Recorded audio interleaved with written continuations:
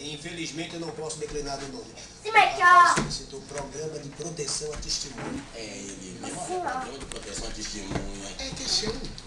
Eu não posso dizer nada. Oi. O colaborador está incógnito. Ô, delegado incógnito, quem é que é incógnito aqui nesse senhorio, delegado? Aquela criatura é uma criatura incógnita. Ô, doutor, o senhor não vai poder prender a gente por pirataria. Ah, não. Não. 2.000 CDs em poder desse tal de que eu escrevi. Do rapaz incógnito e eu não posso Manda fazer. beijo pra tia Glauci. Pra esse tal de queixo incógnito safado ter a mercadoria pirata, é necessário que ele tenha copiado da mercadoria original. Manda beijo, Mike. Manda beijo.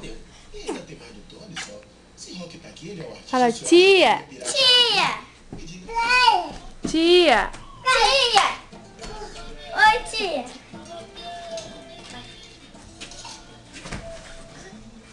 Pois é, dona Carla. Vim de Juazeiro, cheguei aqui no Peru.